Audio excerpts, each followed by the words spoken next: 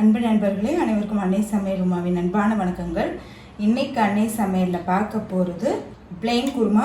இது பூரி சப்பாத்திக்கு சூப்பரான சைட் டிஷ்ங்க. வாங்க பிளெயின் குருமா எப்படி செய்கிறதுன்னு பார்க்கலாம். முதல்ல மசாலா அரைச்சிக்கலாம். ஒரு பட்டை,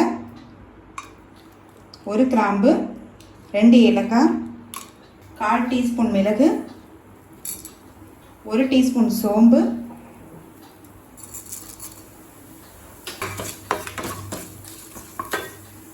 ஒரு வெங்காயம்,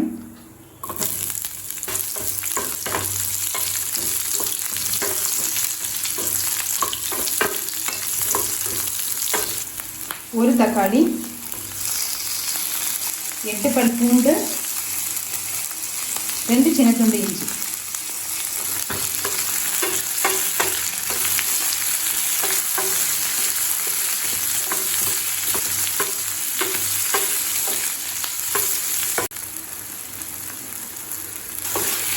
இப்போ தக்காளி நல்லா வதங்கிடுச்சுங்க.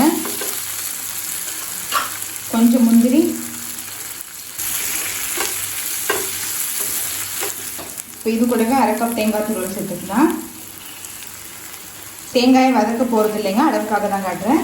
இப்போ இது கொஞ்சம் நேரம் ஆறின பிறகு தேவையான அளவு தண்ணி சேர்த்து மிக்சியில் நைஸாக அரைச்சிக்கலாம். கடாயில் தேவையான அளவு எண்ணெய், ஒரு பட்டை, ஒரு கிராம்பு, ஒரு பிரியாணி இலை, கொஞ்சமாக கடல் பாசி, அடுத்தது ஒரு வெங்காயத்தை சேர்த்துக்கலாங்க.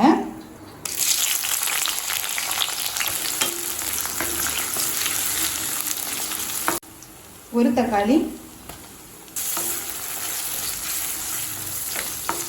1/4 டீஸ்பூன் மஞ்சள் தூள், 3 டீஸ்பூன் மிளகாய் தூள், 1 டீஸ்பூன் தனியா தூள், 1 டீஸ்பூன் கரம் மசாலா. 1 நிமிஷம் வரைக்கும் நல்லா வதக்கிக்கலாங்க.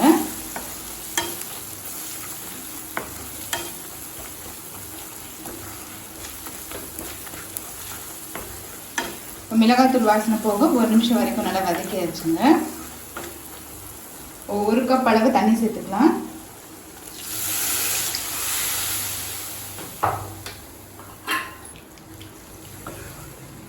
இப்போ அடுத்தது நம்ம மிக்சியில் அரைச்சி வச்சுருக்கிறது இது கூடவே சேர்த்துக்கலாங்க.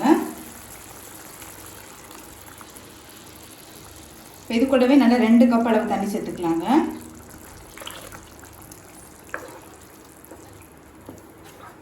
திக்காக தாங்க இருக்குது, இன்னும் 1 கப் அளவு தண்ணி சேர்த்துக்கலாம்.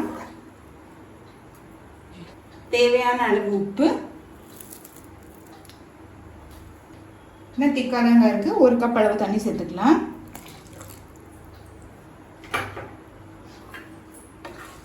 இப்போ நல்லா எண்ணெய் பிரிஞ்சு வர்ற வரைக்கும் வெயிட் பண்ணலாம்.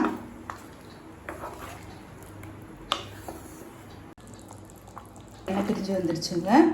ஸ்லோலே ஒரு 10 நிமிஷம் வச்சுருந்தீங்கன்னா போதுங்க, நல்லா எண்ணெய் பிரிஞ்சு வந்துடும். பாருங்கள், நல்லா திக்காகிடுச்சு. கொஞ்சமாக எலுமிச்சை சாறு, கொஞ்சம் கொத்தமல்லி. இப்போ பிளெயின் குருமா ரெடி ஆகிடுச்சுங்க. சர்வ் பண்ணிடலாம்.